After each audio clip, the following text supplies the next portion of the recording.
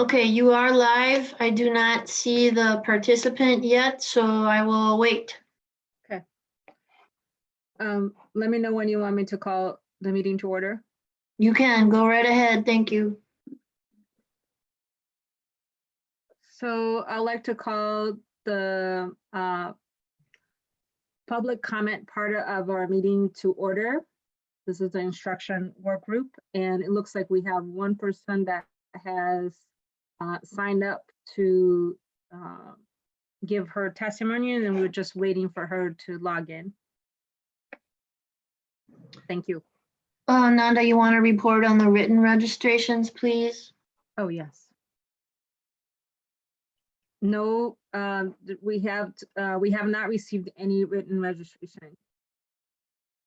That's correct. Okay, Lila has joined. I will admit her. Thank you.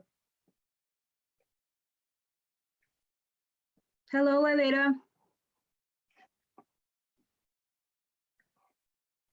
Hello, Lila.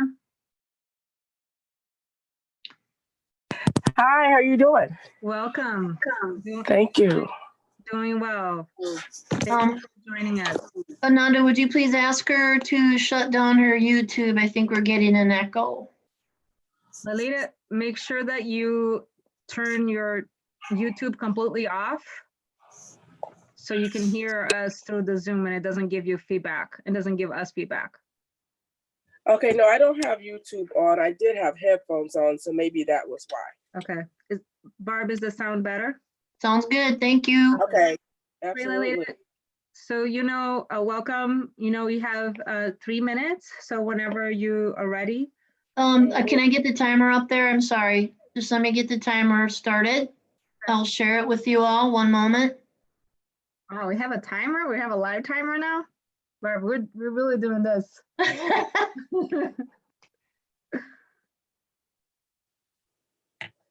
Okay. All right, Lalita, whenever you're ready. All right, well, I wanted to speak about mandated reporting. And what I'm seeing through the lens of looking at Erica Hill, who was a student with Madison School District when she essentially disappeared. And there's like 3 main points that I want to share. The first is that I think it's important to remind school support personnel, teachers, principals that it's not their responsibility to vet an allegation of abuse. If an allegation of abuse comes forward, it's just for them to report it, because I think sometimes in that lens of trying to figure out, is this true? Would this parent do this? That some kids get lost in that. I think the second thing that's important is to, I think, looking at some kind of way to have better communication between the school district and Dane County Human Services. And that might mean creating some kind of an ad hoc committee to talk how to make sure cases that the school is really concerned about, things that they've seen for years over time, that it gets the proper attention from Dane County Human Services. Again, with the case of Erica Hill, what I saw was a student who had Dane County Human Services called twice, at least in that year, and there wasn't a follow through on the investigation portion. And that's really key.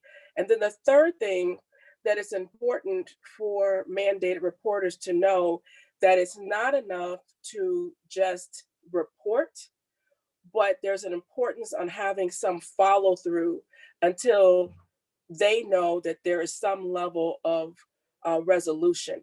And I think one of the ways to help with this is that if a support staff has made an allegation and they feel like Dane County Human Services has not adequately followed up on it, that there's something that's missing, that there is a way for that person to know what to do. That say that school social worker, who do they talk to? And do they know that they don't have to talk to Dane County Human Services as an individual, but there's some kind of a district-wide support that's behind them?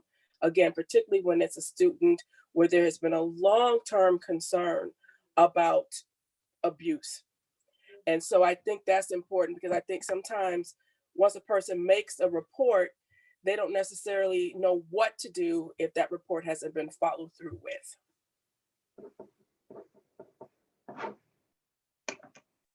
So that is the extent of my time. And thank you for listening.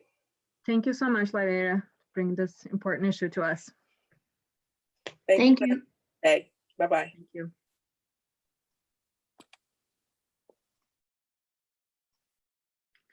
And Barb, do we have anybody else, Barb? I'm sorry, there are no other public speakers Okay. registered. How would you like us to proceed? Would you like us to wait? So I stopped the registrations at 5 o'clock when you call the meeting to order, so there should not be any others. Okay. So I would suggest that you close the meeting, adjourn it, and then we will start the other one at 6 o'clock. Okay. Savian, did you have a question?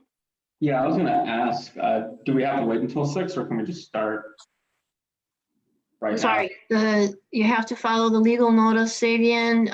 Next time I'll know better. I will shorten things up on both ends so Okay, that you don't have to wait. Thanks, Barb. Thank you. Thank you. I move to adjourn. Thank you, Ellie. Is there a Can second? I get a second? Okay. Thanks, Nikki. Anika, where did Anika? Anika, your advisory vote? Aye. All those in favor? Say Aye. Aye. Motion carry, meeting is adjourned, and I'll see you all in a little bit. Thank you very much. Thank you, and thank you, Barb and Melissa.